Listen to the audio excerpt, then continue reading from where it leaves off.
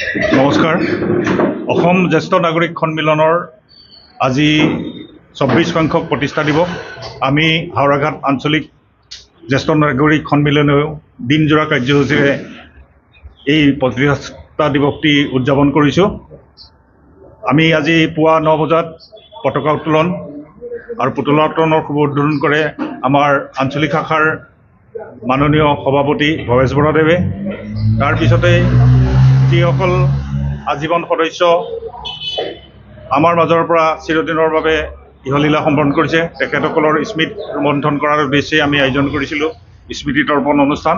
এই অনুষ্ঠানটো স্মৃতি তৰ্পক হিচাপে, মুখ্য স্মৃতি তৰ্পক হিচাপে আমাক এগছি বন্তি পুষ্পাঞ্জলি অৰ্পণ কৰে সৰ্বপ্ৰথমে আমাৰ আঞ্চলিক সমিতিৰ মাননীয় কাৰ্যকৰী সভাপতি দেৱৰাম তকবি ডাঙৰীয়াই। ইয়াৰ পিছতে আমি হাওৰাঘাট অঞ্চলৰ 3গৰাকী বয়োজ্যেষ্ঠ ব্যক্তি, 80 ঊৰ্ধৰ ব্যক্তি, সৰ্বপ্ৰথমে অগ্নি বাহাদুৰ চেত্ৰী, তেখেত 95 বছৰ বয়সীয়া। তাৰপিছত আমাৰ এজন প্ৰধান শিক্ষক বৰচিং টিমুং ডাঙৰীয়া, আৰু এগৰাকী প্ৰবীণ ব্যৱসায়ী হাওৰাঘাটৰ 80 ঊৰ্ধৰ ব্যক্তি শ্ৰী বেণুভূষণ চন্দক আমি ৰাজহুৱাভাৱে সম্বৰ্ধনা জ্ঞাপন কৰোঁ। এখনি প্ৰশস্তি পত্ৰ, এখনি ফুলাম গামোচা আৰু এখনি চেলেং চাদৰেৰে তেখেতক আমি সম্ভাষণ জনাওঁ।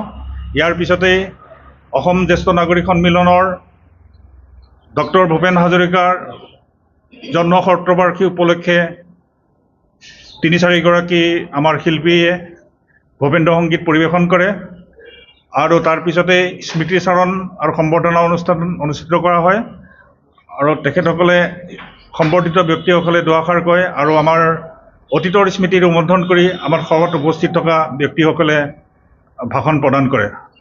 সদৌ শলাগৰ শৰাই আগবঢ়াই মোৰ সহকাৰী সম্পাদক শ্ৰী কৃষ্ণ ৰাজবংশীয়ে, আৰু তাৰপিছতে সভাভংগৰ কথা মাননীয় সভাপতিয়ে ঘোষণা কৰে আৰু আমি সকলোৱে মিলিজুলি আজি এসাঁজ ভোজ ভাতৰ আয়োজন কৰিছোঁ। সকলোৱে মিলিজুলি